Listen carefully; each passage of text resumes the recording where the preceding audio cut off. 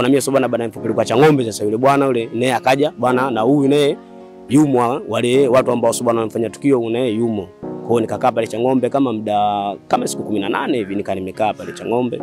Baada ukaa mahabusu. Baada ukaa Chang'ombe pale kama siku 18 hivi nikawa nimepelekwa mahakamani sasa. Kupelekwa mahakamani pale nasomwa shtaka bwana unashtakiwa kwa unyang'anyo wa kutumia silaha. Kweli si kweli nikakataa bwana si kweli maana huwezi kukubali ukisema kweli unafungwa hapo kesi na kuwa mzito. Kesi na kuwa mzito. Kwa hiyo nikakataa pale bwana kweli si kweli si kweli. Kakataa. Kwa sasa unaposema si kweli na maana mahakama sasa inataka kujua je nani sasa mkweli? Kwa baada vile ikabidi mimi tena nirudi zangu mahabusu pale nikakabidhiwa kwa magereza nikaenda zangu maisha jela. Ndo mara yangu ya kwanza tunaingia zangu jela. Gereza gani? Ilikuwa Keko. Ndo mara yangu ya kwanza naingia jela. Kaka, jela ni sehemu moja hatari sana. Yaani jela ni sehemu moja hatari. Yaani sehemu moja hatari sana. Sasa mimi kote nimekaa maisha mahabusu, nimekaa pia na maisha kifungo. Na maana mimi najua jela. Yaani jela ni maisha hatari sana. Jela kaka subhana kuna vita za kijela kaka si mchezo. Yaani maisha ya jela yana vita ya hatari sana. Maisha ya kijela wewe kama mtu labda kakuchoma, una uwezo subhana wewe ukaamua katika vita za kijela. Aiza ukachukua mchinji, mkamtemingi chooni, mkampiga na michinji ya shingo, mkamuua. Mchinji mwana bwana kuna vitu fulani hivi kama zinakuwa kama sindano fulani hivi. Kwa labda kama mtu kama akizingua mnakuwa mnazo zile mnamtemingi chooni. Akiingia chooni tu na nyinyi mnamvamia mnampiga michinji 3 au 4 mnamwacha afu yeye mnaondoka. Hamna kesi.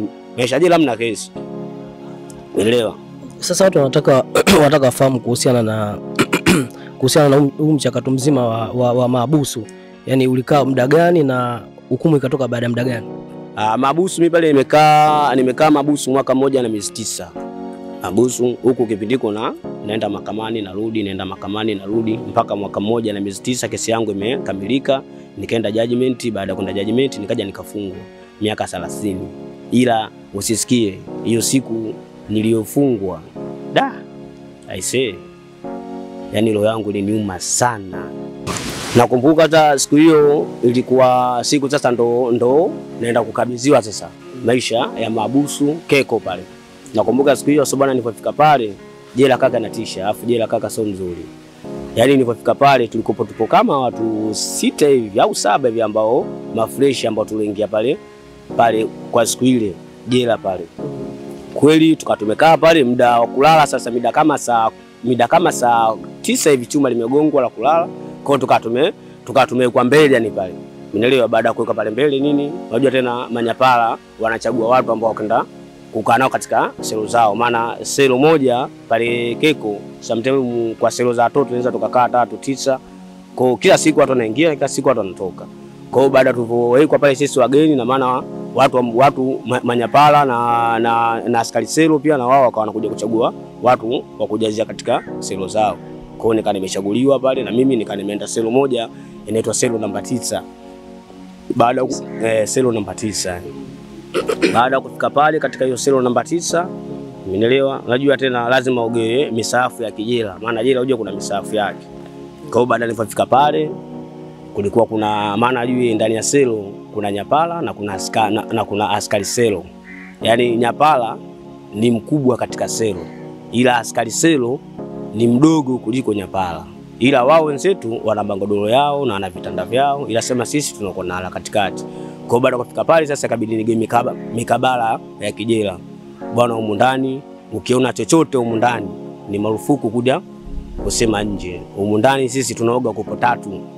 Ina maana ni ukioga kopo ya kwanza, kopo ya pili, kopo ya 3 basi. Yaani utakate usitakate na bidii utoke chooni tu.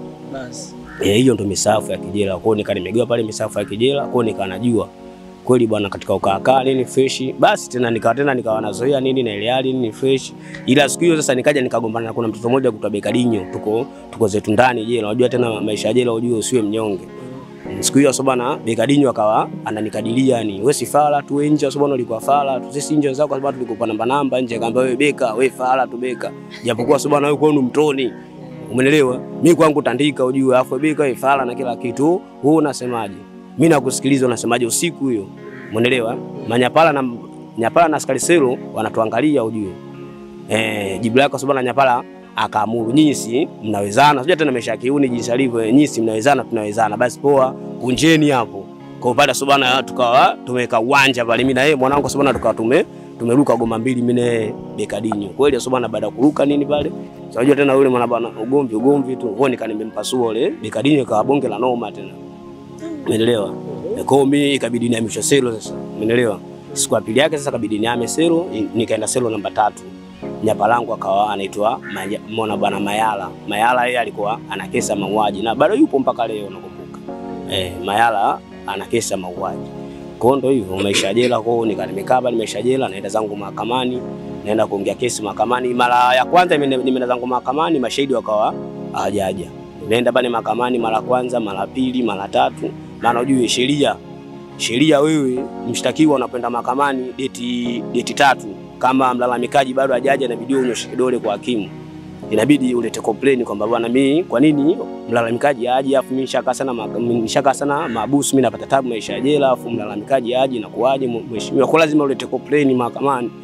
Umeelewa? Kweli imeenda date ya kwanza, date ya pili, date ya 3. Kwa baada nilipofika pale Keko sasa nika nimepambanishwa na ule mshtaki wangu ambaye niliwaambia kwamba yeye alianza kukamatwa kabla ya mimi. Kwa baada nilipofika maisha ya jela tu, nilipo mahakamani siku ya kwanza tukaenda tumepambanishwa. Kwa mimi nikawa mshtakiwa namba 2. Yule kwa jina anaitwa Atibu Saidi Kabwele au almaarufu anaitwa Tosha au Pilato mtoa hukumu. Mimi nilikuwa naitwa Juma Idi Mweyo. Kwa jina la kiuni nilikuwa naitwa Juma Mkono au Baba Boya. Umeelewa? Kwa hiyo yule akawa mshtakiwa namba 1, mimi nikamshtakiwa namba 2. Kwa hiyo date ya kwanza baada mimi kwenda pale jela kwa tumeenda kupambanishwa. Mimi na yeye, na maana kesi yetu ni moja. Ila yeye mwenzangu alikuwa na kesi tena nyingine. Kwa maana yeye akaana kesi hizi, akaana kesi 2. Kwa hiyo Sobana siku tumeenda date ya kwanza, date ya pili, date ya 3, mashahidi akawa hakuna, mimi ikabidi nilete complaint. Maana mimi kidogo nilipokuwa niko jela kidogo nilikuwa nasoma sana kesi, yani maana unajua jela kuna watu ambao wanajua kesi kweli. Umeelewa? Kwa hiyo nikanasoma sana kesi.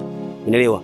Ila nikaambiwaje kwanza kabla ya kuongea kesi inabidi upate yani maelezo ya awali ambayo yule mshtakiwa siku ambao alofanywa tukio si alienda mahakamani. Je, alienda polisi? Je, baada alipoenda polisi alieleza nini? Kwa ile ujue ndo kesi yenyewe yote. Umeelewa? Kwa ujue yani kwamba Sobana kwamba huyu aliongea nini.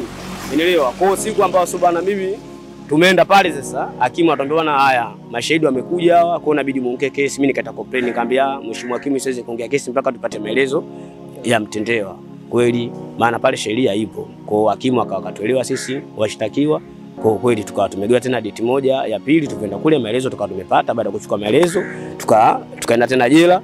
Umeelewa? Tukaenda kwa hapa wale watu ambao wanajua kesi kweli katika kusoma kesi, kama mbona hapa hamna kesi, kwa sababu katika maelezo yake ambayo yatoa yule ambaye alofanya tukio baada ya siku ya kwanza baada alivyofanya ile tukio alienda polisi. Baada ya kwenda polisi yale maelezo mimi hakuweza kunitaja, yani jina langu yani alipo katika maelezo yake. Umeelewa? Kataja wengine. Yani kataja wengine, kamtaja huyu mshtaki wangu namba 1 na kataja wengine, la mimi jina hajanitaja. Kwa mimi sasa nikanapita mule sasa. Umeelewa? Kwa siku hiyo Sobana kweli nikanimiandaa ndo umeona bwana nondo zangu nini fresh. Kwa hiyo tukatumeenda nini siku sasa ndo naenda kukutana na yeye sasa ndo tunaenda kuongea na yeye sasa. Kwa hiyo siku ya Sobana tukazetwa mahakamani, tumeitwa. Baada ya kuitwa mahakamani pale mshtakiwa namba 1 Atibu Saidi Kabwele ambaye mshtakiwa wangu, yeye kaongea kama jinsi alivyoongea yeye, na mimi pia Sobana Juma Idi Mweyo nasemaje nikaongea naye. Jina lake anaitwa Abdamani Musa Gaza. Nikamwambia ndugu shahidi, baada siku ambao ulofanywa tukio, je, uliweza kwenda wapi? Akajibu kwamba niliweza kwenda polisi. Je, baada alipofika polisi uliweza kuambia nini polisi? Niliweza kuambia kuhusiana na tukio ambalo lilonitokea. Kaambia sawa. Ina maana si ulitoa maelezo? Ndio nimetoa maelezo. Kaambia sawa. Je, katika maelezo yako ambayo uliyoyatoa siku ya kwanza, je, uliweza kulitaja jina langu mimi la Juma Idi Mweyo? Maana ulipokuja mahakamani hapa katika maelezo yako mahakamani hapa umetaja jina langu, ila maelezo yako siku ya kwanza kabisa maana jina langu kulitaja. Kosa je, tuambie wewe mahakama iamini vipi? mahakama haiamini kwamba maelezo ya kwanza ndo maelezo yako, au maelezo ambayo ulo yatoa hapo mahakamani kwa mdomo ndo maelezo yako. Na maana maelezo ambayo ulotoa hapo mahakamani umenitaja, ila maelezo ambayo ulotoa awali siku ya kwanza kunitaja. Kwa sababu mahakama hapo ichukue maelezo yapi? Hembu ifahamishe mahakama. Anaanza kupanic. Hembu ifahamishe mahakama. Mahakama ijue. Kwa hiyo subhana shahidi wa kwanza nimembwaga kwa style hiyo, tukatumodi tena jela tena. Yaani mimi naongea kisa subhana mpaka hakimu mwenyewe anakuwa anaiangalia, anajua kwamba mtoto subhana anachokiongea ni nini. Unajifunza ndani. Kwa hiyo bwana subhana tukatumenda jela shahidi wa kwanza ambaye mwenyewe huyo. Mwenelewa. Tumodi tena huko tena tukaja kukutana tena shahidi tena mwingine. Huyo ambaye askari anaitwa Inspector Ambukile. Naye pia ni shahidi. Naye pia ni shahidi, kaja kuleta maelezo ya kukiri. Ila sema sasa alikosea kitu kimoja. Kaja kuleta maelezo ya kukiri na aliweza kunifanyia parade form. Unajua maana parade form? Ndio nini? Yaani parade form ni gwaride la utambuzi.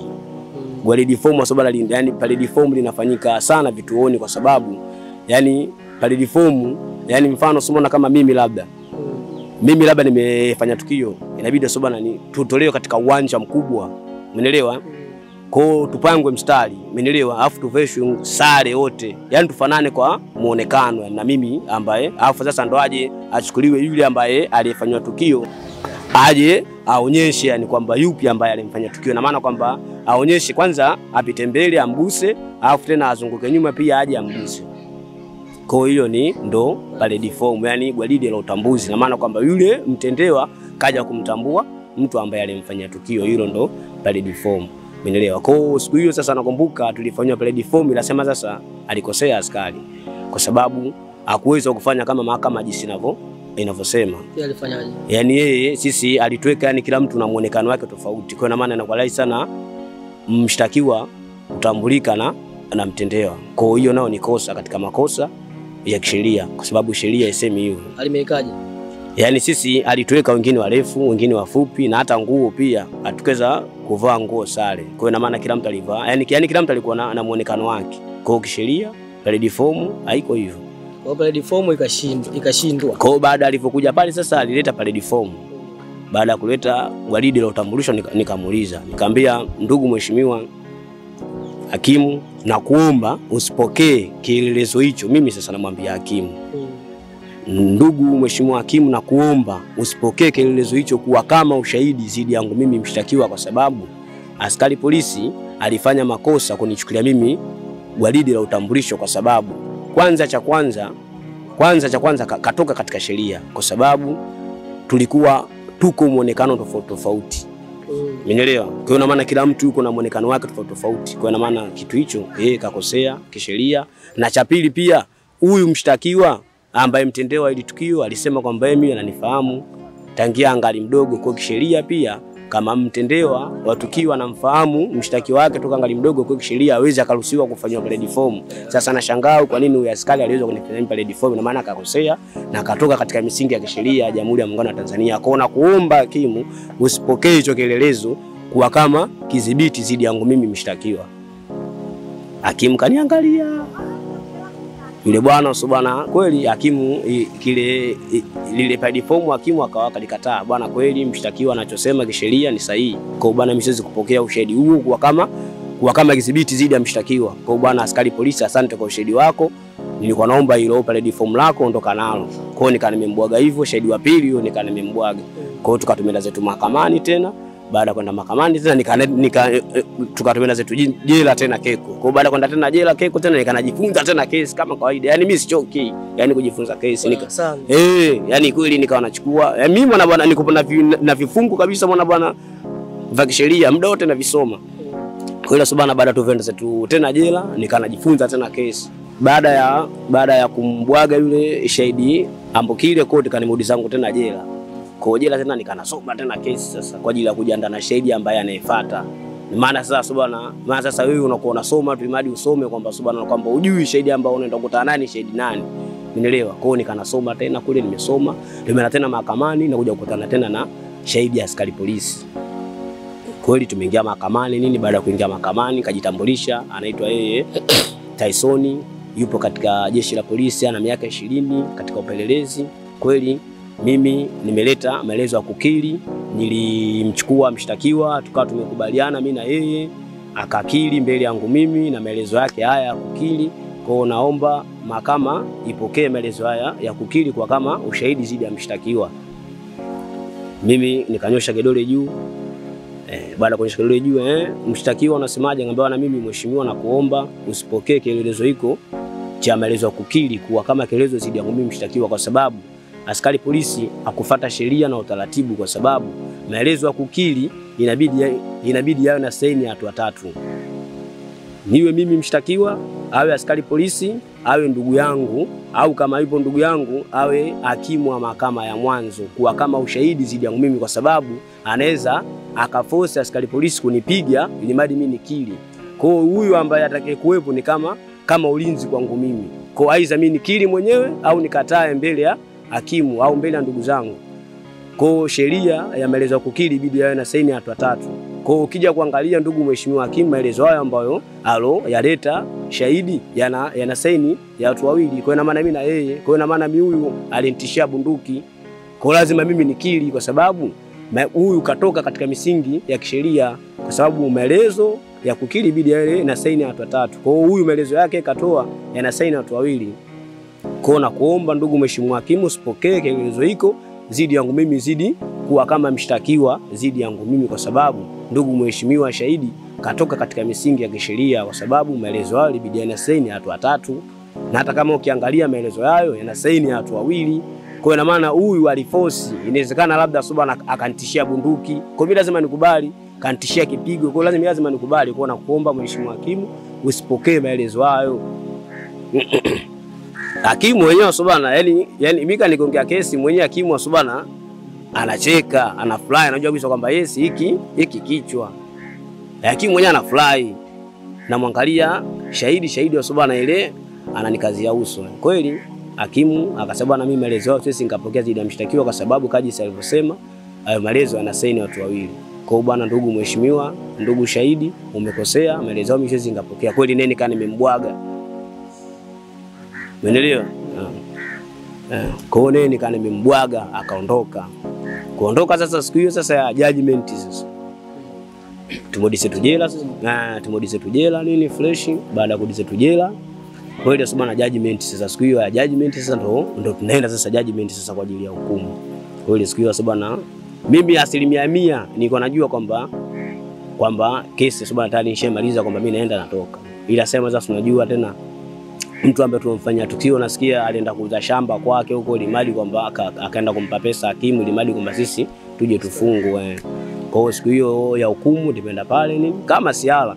Siku ya hukumu Subana tumeenda pale judgment kama 3 hivi. Sisi ndo tulikuwa mwisho kwa hakimu wetu mmoja. Judgment ya kwanza wameachiwa watu. Bwana leo neema leo. Judgment ya pili watu kawafunga.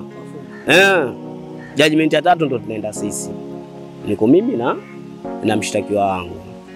Mpaka pale nini imesoma pale judgment. Sio tena judgment mnakuwa mnaingizwa katika shtaka, mnatolewa, mnaingizwa katika shtaka, mnatolewa, mnaingizwa katika shtaka, mnatolewa, mpaka dakika mwisho bwana washtakiwa kesi imehatiani. Maana ukishasikia bwana washtakiwa kesi imehatiani uje tena hapo kutoka ngumu. Washtakiwa kesi imehatiani. Kwa hiyo kama kuna la kujitetea, mjitetee ili madi kwamba mpunguziwa adhabu. Kweli katika kujitetea mimi nikajitetea bwana, mimi nje nimeacha mtoto mdogo. Kwa bwana naiomba mahakama chukue maamuzi makubwa sana, kwa sababu mimi nje na mtu ambaye ananitemegea. Yule ndiye kajitetea kivyake. Basi hakimu Subana kainama kainuka, mtenda jela miaka 30 yote. Hapo nje sasa hao wazazi wetu walizimia. Wazazi wetu Subana sisi baada tulivyofungwa tunatoka nje, mimi natoka nje, tunatambuka wazazi wetu Subana wamezimia, wazazi wanalia nini.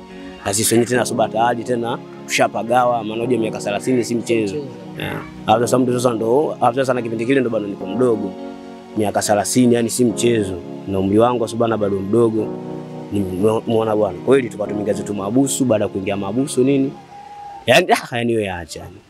Yani baada yani siku ambayo tulofungwa, wewe acha. Yani siku kwangu ilikuwa mzito, afu siku kwangu ilikuwa ngumu kulikweli. Yani kichwa changu yani kiliwaka moto kwa sababu yani nilikuwa nafikiria mambo mengi sana. Cha kwanza umri wangu mdogo. Alafu cha pili sasa naenda jela miaka 30 tena si ndo anaishia jela tena. Yani nilifikiria mambo mengi sana.